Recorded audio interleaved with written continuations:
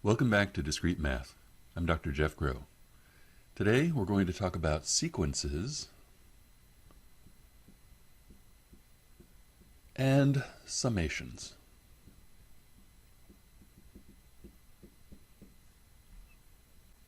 We begin, of course, with some definitions. An initial segment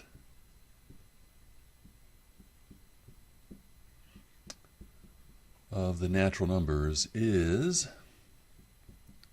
a set of the form 1, 2, and it will stop someplace. So it doesn't include the entire set of natural numbers, but it will stop somewhere. Informally, a sequence is an ordered list. We're going to make a more precise definition. A sequence is a function with domain either the entire set of natural numbers or an initial segment.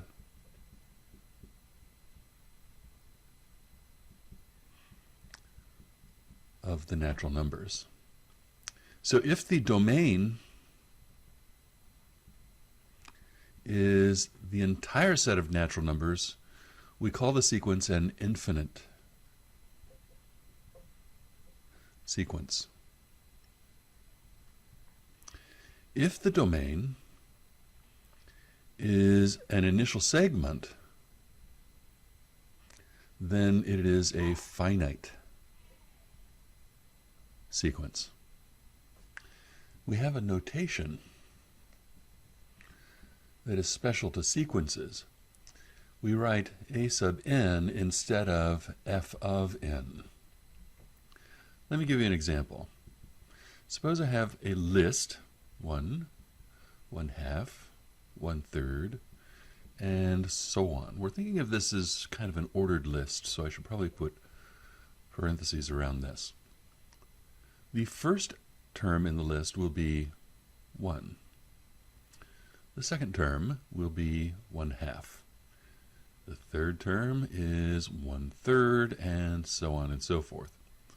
We can even describe the nth term, giving the function itself, as 1 over n.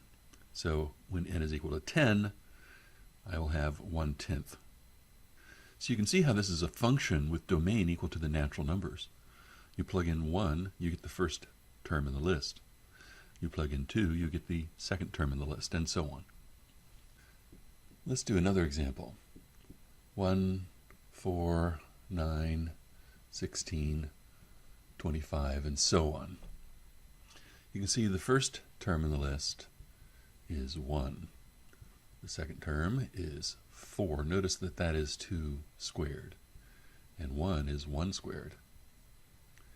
A3 is 9, which is 3 squared. A4 is 16, and that's 4 squared, and so on. So it looks like a formula for the nth term will be n squared.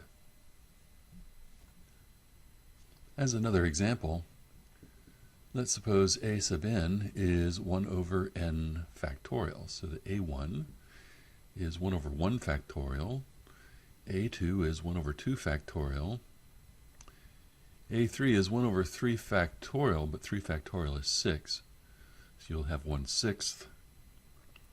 a4 is 1 over 4 factorial, 4 factorial is 24, so 1/24 is the next term, and so on.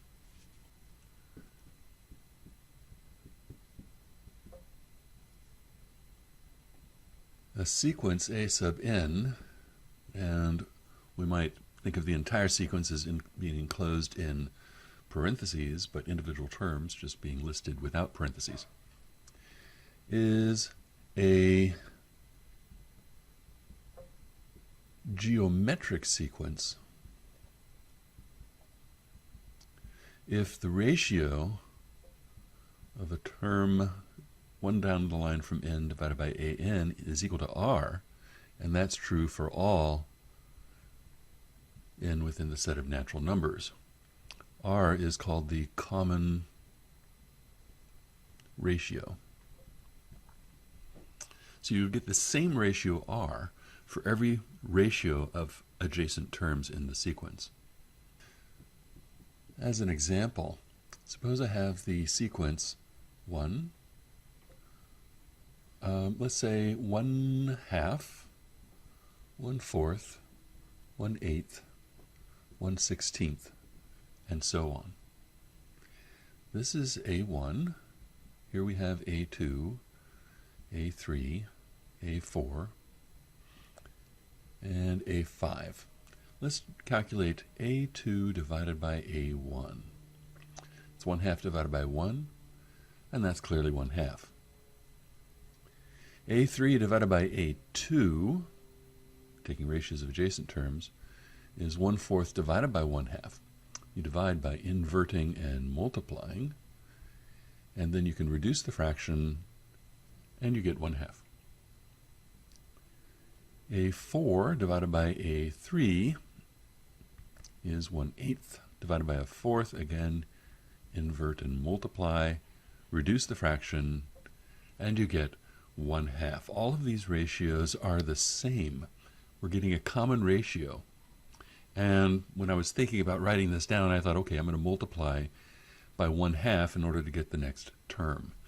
And so that's one way of constructing geometric sequences. It's multiplying by your common ratio to get the next term in line. Multiplying by the common ratio is exactly what you would expect to get. If you want to get the next term in line, you take the common ratio times the nth term. It's common for geometric sequences like this to begin our number set with 0 instead of 1. So we'll use the whole numbers instead of the natural numbers. You can see then that A0 will be 1, A1 will be 1/2, A2 is 1/4, and so on. So for a geometric, suppose A0 is some number A, then A1 will be A times the common ratio. A2 will be A1 times the common ratio, but A1 is A times R. That gives you A times 2 factors of R. You'll insert this additional factor of R here. A3 will be A2 times R, so you get another factor of R being multiplied here. You get A times R cubed. So if you do opt to begin with 0, then for geometric is going to be A times R to the power n. However, if you decide to start at 1, it's going to be AR to the n minus 1. You'll have to subtract 1 up here. Suppose we have a list 3, 6, 12, 24, and so on. I think you can see that I multiply by 2 each time to get the next term. So my initial term is 3, but my common ratio is 2. To write down the nth term, it'll be 3 times 2 to the power n. So if I plug in 0 here, I'll get 3. If I plug in 1, I end up with 6, and so on. As another example, suppose I have 1, negative 1, 1, negative 1, and so on. I think you can see that the initial term is 1 and the common ratio is negative 1. We're multiplying by negative 1 each time to get to the next term down the line. So the nth term will be 1 times negative 1 to the n. We can, of course, drop the 1 here. If we plug in 0 here, negative 1 to the 0 is 1. If we have 1, negative 1 to the power 1 is negative 1, and so on.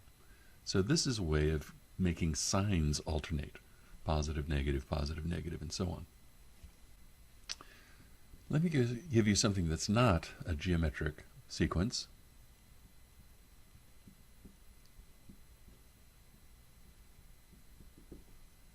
Here we're starting at 3, but we're bumping up by 2 each time. If this is A1, this is A2, A3, and so on. Notice that A2 minus A1 is 2. A3 minus A2 is 2. So in this case, we're not getting a common ratio, we're getting a common difference.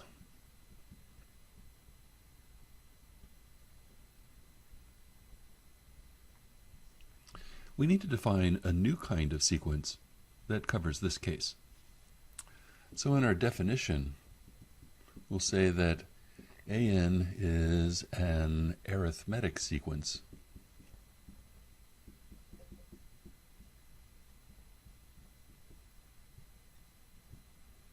if, whenever we subtract adjacent pairs, we get a common difference. This is going to be true for all natural numbers n.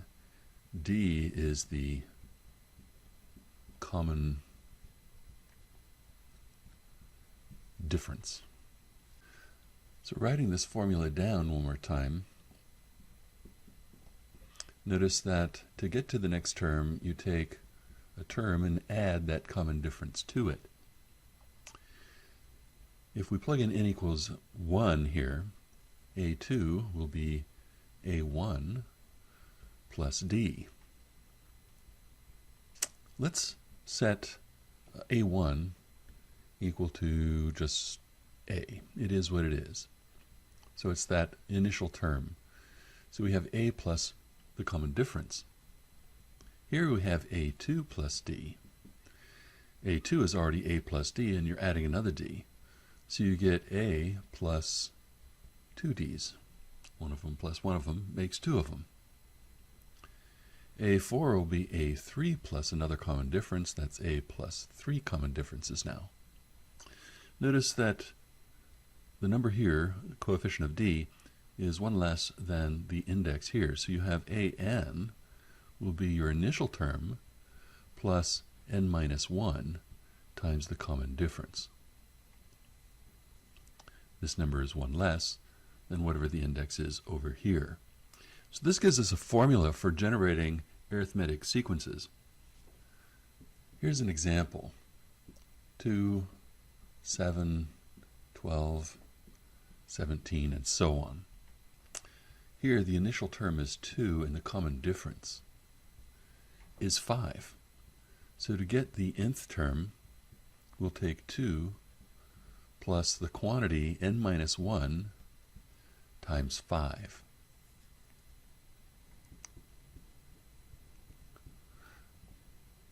A string is a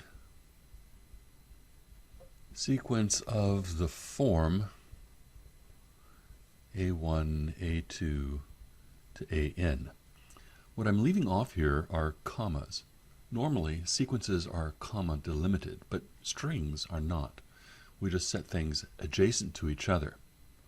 So, for example, if I have F217, that would be a string. It could be letters and numbers, any combination.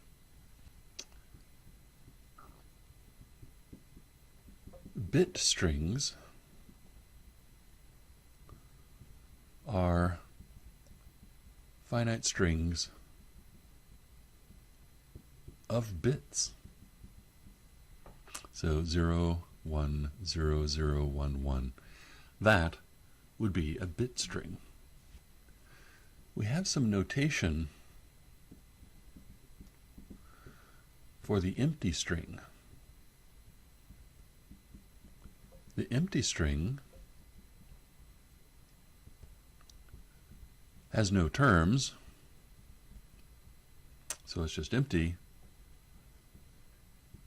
and is denoted by the lowercase Greek letter lambda.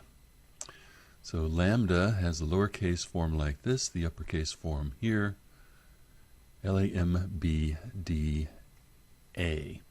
So the lowercase lambda will stand for the empty string.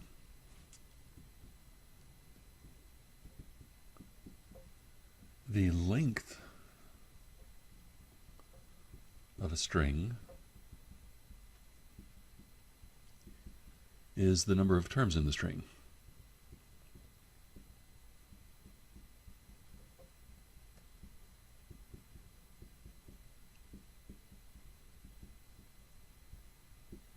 So for example, if I have AA2Z, the length is 4. There are 4 terms in this string.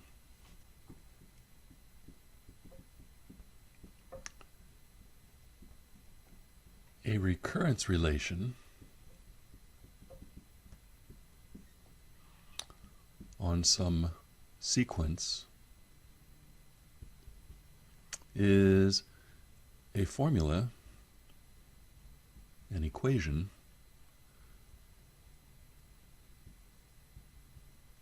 that gives an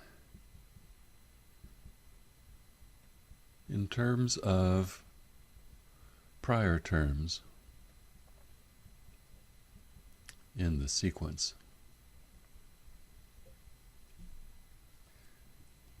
The Fibonacci sequence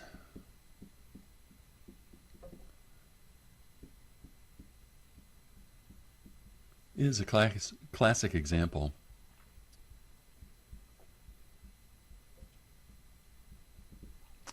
and you get this by to get 2, you add the 2 before it. 2 is 1 plus 1. How do we get 3? 3 is 2 plus 1. And 5 is 3 plus 2. So how do you get an? You add an minus 1 to an minus 2. You add the prior 2 terms to get a particular term. So this is a recurrence relation on the terms of the Fibonacci sequence. A sequence is a solution to a recurrence relation if it just satisfies the formula for the various appropriate terms. Notice then that for arithmetic sequences, an will be an minus 1 plus whatever the common difference is, giving you a kind of recurrence relation there. And for geometric sequences, a term is found by multiplying the prior term by the common ratio r. As an example, suppose I have an is an minus 1 minus an minus 2, so that to get to a new term, I do calculate the difference of the prior 2 terms. Let's suppose a1 is 5 and a2 is 3. You can see if I take a2 minus a1, I get negative 2. So a3 will be minus 2. Negative 2 minus 3 is negative 5. And we can continue in this way, yielding the solution to this recursion relation. These recursion relations, in order to generate a sequence, require some kind of knowledge of the first few values, first few terms in that sequence.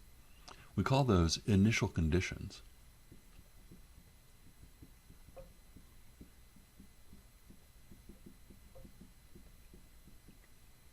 How many are required is dependent upon the recurrence relation.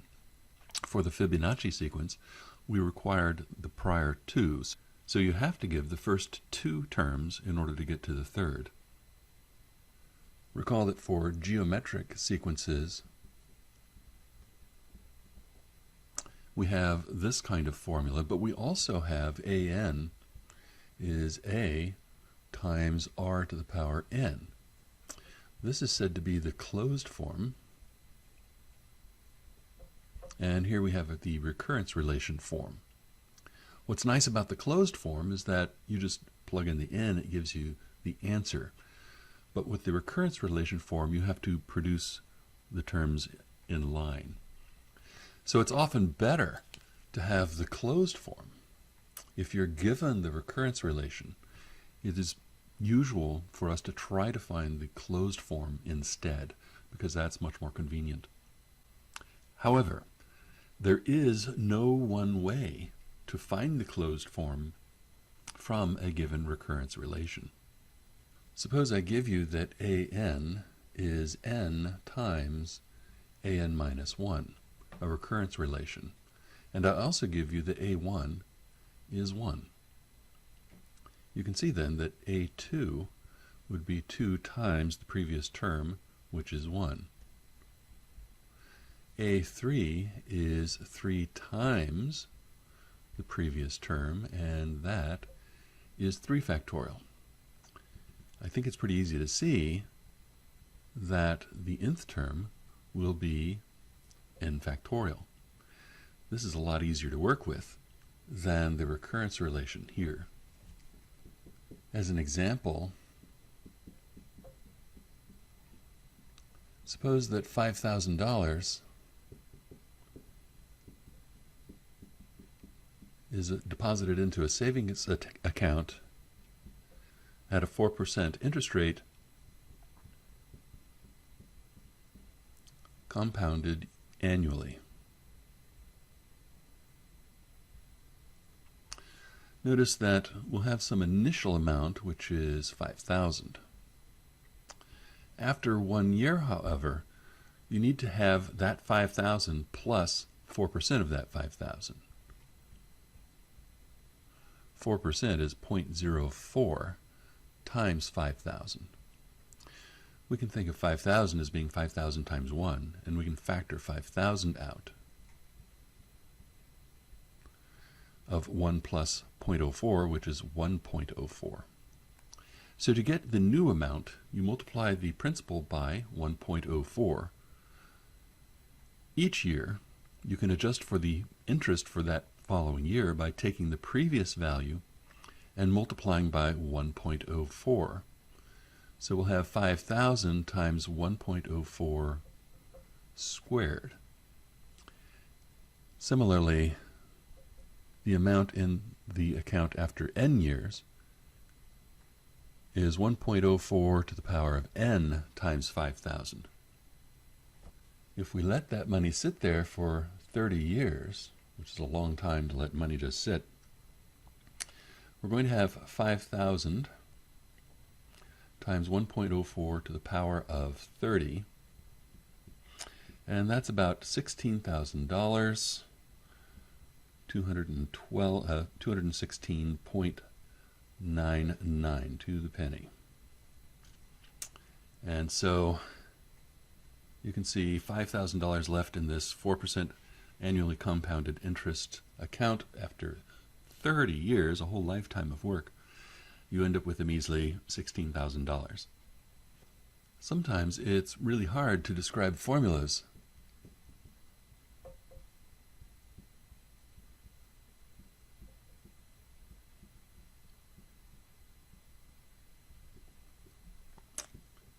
How do we get an nth term formula for this particular sequence? It is possible, but this particular case will be hard. Let's suppose we have 5, 11, 17, 23, and so on. What's a closed form formula for the nth term of this sequence? The thing to examine here are these differences. 11 minus 5 is 6. 17 minus 11 is 6.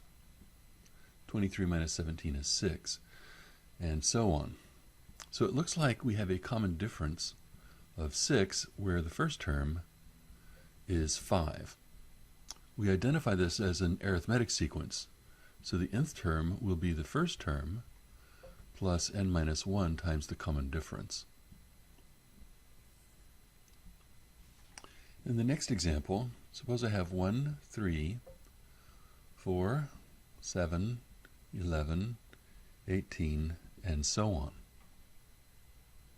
In this case, you can see that 1 plus 3 is 4, 3 plus 4 is 7, 4 plus 7 is 11, and so on.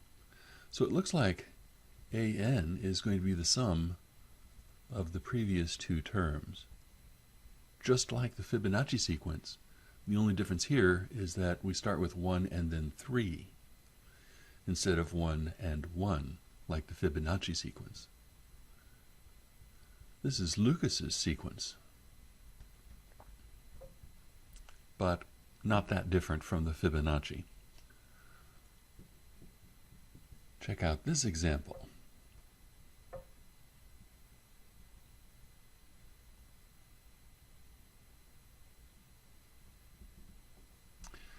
Here, it could be pretty perplexing to figure out what's going on. I'll tell you what's going on. To get to the next term, I'm taking 3 to the power n, but I'm subtracting 2.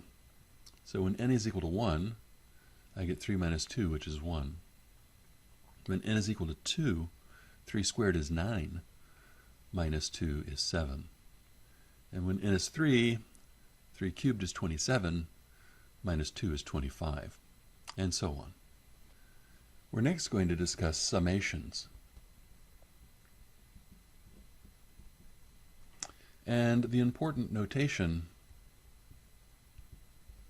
is that when I write a capital sigma with, say, k equals 1 to n, a sub k, that will mean, because I said so, plug 1 in, and then increment the index by 1, sigma for sum, you're going to add what you get when you plug 2 in. And then you're going to keep going until you get to the last term here, a sub n. What you call an index doesn't matter.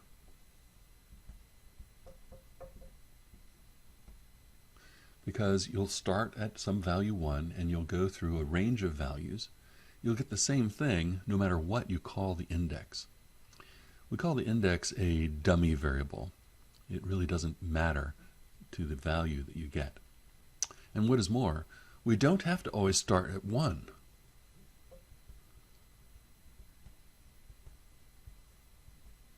We can start at m if we want, where m is an element of the set of integers. Yes, it could even be negative.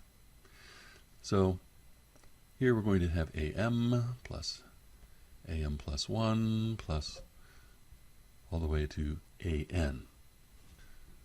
As a trivial example, suppose I have the sum as k goes from 1 to 4 of k squared.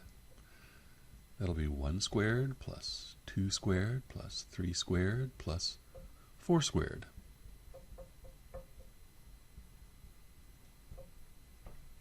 So 1 plus 4 is 5, 9 plus 16 is 25.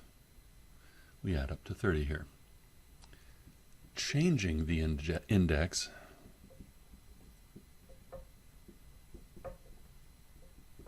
is a really important procedure. Suppose I have the sum, as k goes from 1 to 5, of k minus 1 times x to the power of k. And notice that when I plug in 1 here, I'm really getting a 0 in this spot. Let me do this as plus. Let's suppose that I want to change the index so that instead of using k plus 1 here, I'm using k. K plus 1 will correspond, I'll write this as a capital K. That's what I want to use. I can switch this over and have capital K go from some initial point to some final point.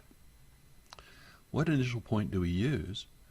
If lower k is 1, upper k will be 2. If lowercase k is 5, uppercase k will be 6. We can now replace k plus 1 with k. X to the power of, we'll have to move the 1 over, we'll get k minus 1. So this is another version of the same thing. Notice that we can actually drop the pretense of thinking of these k's as being different because the k is just an index, which is a dummy variable. So we can write that as the sum as lowercase k goes from 2 to 6 of k times x to the k minus 1. And these two will give you the same result. A geometric series, so far as we are concerned here, will be the sum of the terms of a geometric sequence. So it's a sum. We're not comma delimited anymore. We're delimited with sums.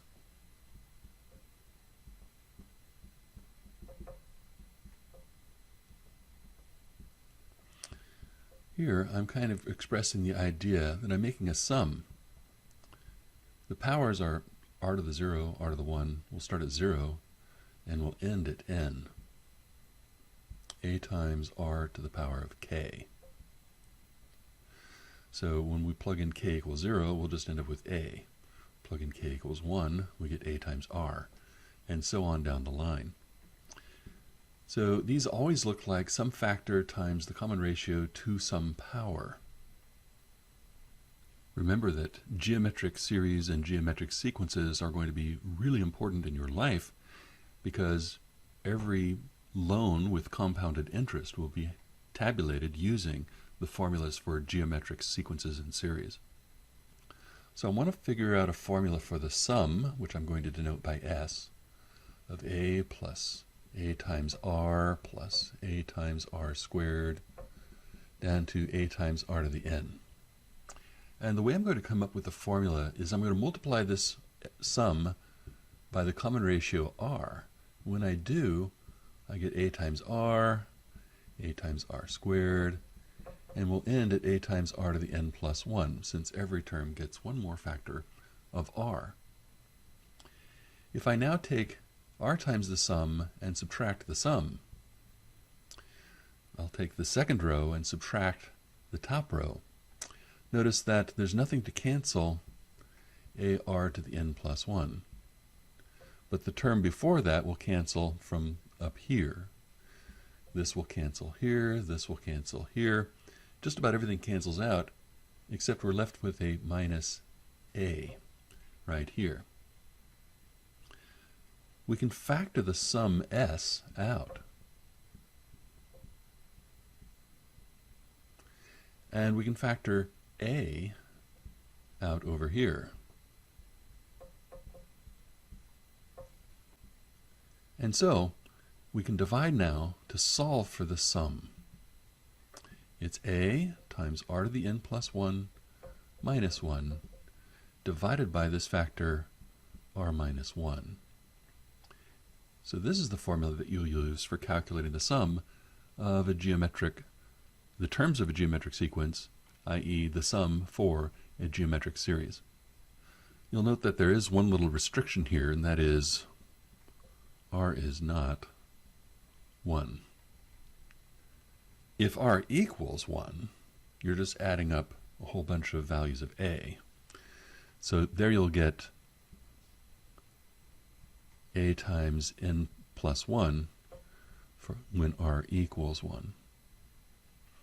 You'll have these n terms plus one more, it's n plus 1 terms, so you have n plus 1 times a when r equals 1. Let's suppose you have a savings program where you save the same amount every month. Let's suppose P is the amount of money you're going to plunk down every month, and R is the interest rate. Then at time t equals 0, you're going to have P in your savings account. After 1 month, you're going to have P plus the amount of interest that you earned on P, an additional payment, plus the principal plus interest. If we're dealing with months, we'll have to divide the interest rate by 12. So you can see we're getting this sum. For P2, it's the previous amount times interest. So a factor of 1 plus r over 12 multiplied onto this whole thing plus one more payment.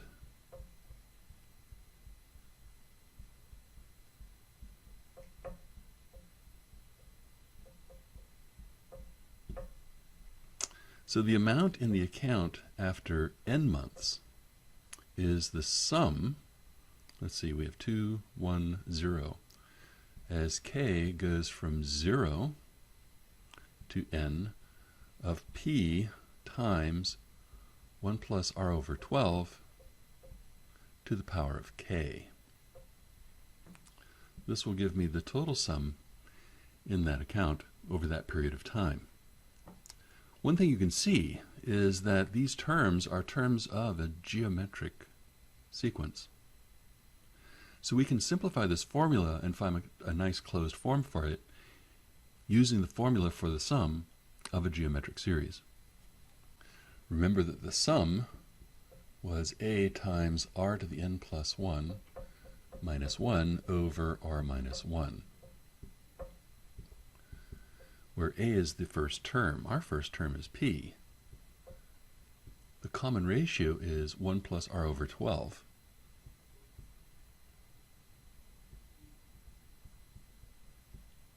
We're raising this to the n here, so we go one more, n plus 1 minus 1, divided by 1 plus r over 12 minus 1. So you can see that we can cancel a little bit.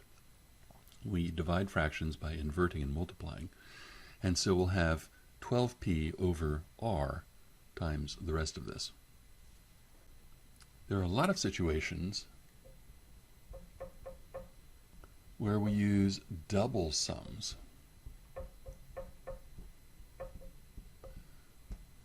Let's look at this example. Let's evaluate this using the j's first. We'll leave the i's out of it. So we'll take this part first. If j is 1, I get I. When j is 2, I'll get 2i. And when j is 3, I'll get 3i. So that gives me 1 of them, plus 2 of them, plus 3 of them. That's 6 of them. So we're really adding 6 times I. Notice that we have a factor of 6 on every single term. That can be factored out of the sum by the distributive law, and you end up with 6 times the sum of these i's. 6 times 1 plus 2 plus 3 plus 4. So how much is that? 1 plus 3 is 4, plus 4 is 8, plus 2 is 10, times 6. The grand total is 60. Sometimes we describe sums using an indexing set. Suppose I have, for instance, the sum for k coming from the set 1, 3, 7, just from those, of k squared. That will be 1 squared plus 3 squared plus 7 squared. So you only take values of the index from this indexing set. There are several summation formulas that you should know.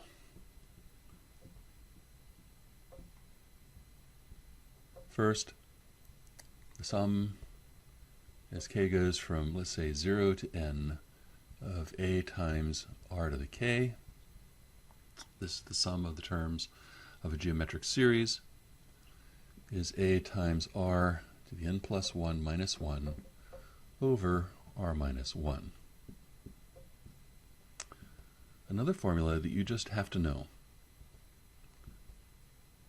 and we will prove these later in the course using a method called mathematical induction. But for now, I want you to remember these formulas. Here is the sum as k goes from 1 to n. That's 1 plus 2 plus 3 plus 4. You end up with n times n plus 1 divided by 2.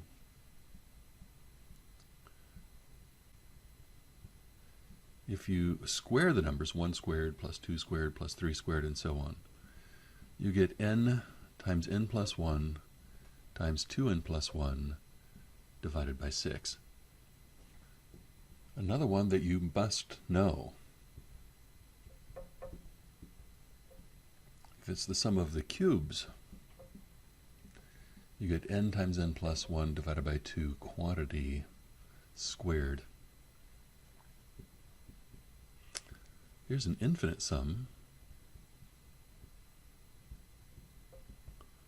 of powers of x. You get a function that depends upon the value of x. This is called a power series in Calculus 2. We can find the formula for this from the formula for the sum of a geometric series, but we'll have to take the limit as the number of terms tends to infinity. And if you do, you end up with 1 over 1 minus x. Notice if we take the derivative of this series, the first term goes away, because the first term is x to the 0, which is 1, and the derivative of 1 is 0. The derivative of all the other terms are k times x to the k minus 1. That will have to equal the derivative on the right-hand side, and if you check, that's 1 over 1 minus x quantity squared. These last two formulas only work when the magnitude of x is less than 1. You only get convergence for a geometric series going to infinity if the common ratio has a magnitude that is less than 1. And so that'll have to be true for both of these. Suppose we have the sum as k goes from 1 to 100 of k squared. That's 1 plus 1 squared plus 2 squared plus 3 squared and so on, all the way up to 100 squared. Well, our formula says take this number times that number plus 1 times 2 times that number plus 1 and divide by 6. My calculator says the answer is 297,925. Another series that you should remember is the sum as k goes from 0 to infinity of x to the k divided by k factorial, because this turns out to be the function e to the power of x.